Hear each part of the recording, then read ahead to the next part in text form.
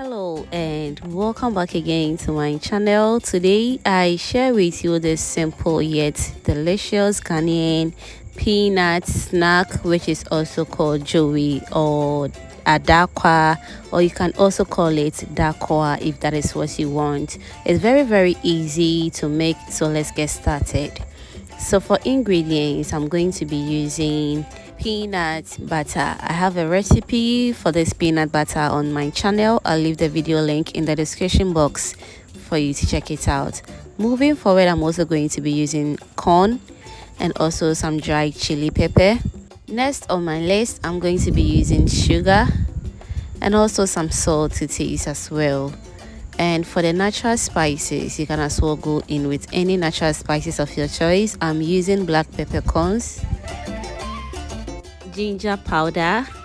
Next, I'll also be using some cloves as well, and a little bit of cooking oil. The cooking oil is totally optional. So now let's dive right into the main process of this snack. So I will start by roasting my corn very well, and make sure to roast this corn on medium heat or even low heat, because we don't want this corn to roast quickly. Yes, we want it to become halfway golden so that at the end we will enjoy our Zoe very well. All right, so now let's roast this until it is halfway golden, or you begin to see your corn popping up as if you are making popcorn, just the way you see it on the screen.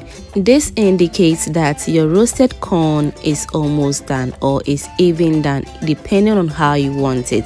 Because we don't want to fry this too long, we're going to fry this for additional 1 minute and it should be ready. And at this point, our maize is ready now, so we're going to allow this to cool down completely before we transfer this into our blender and blend it until it is nice and smooth. So in a blender, I'm going to add in all my ingredients, which is the cloves, black peppercorn, my ginger powder, salt to taste, chili peppers, sugar, and I'm going to add in my roasted corn. Cover it and blend until it is nice and smooth, just the way you're seeing it on your screen. It's looking very smooth, and that is what I'm looking for, and the color too is just popping very well. So moving forward, I'm going to go ahead and add in my groundnut paste to my flour. Mix it very well until everything is nice and well incorporated.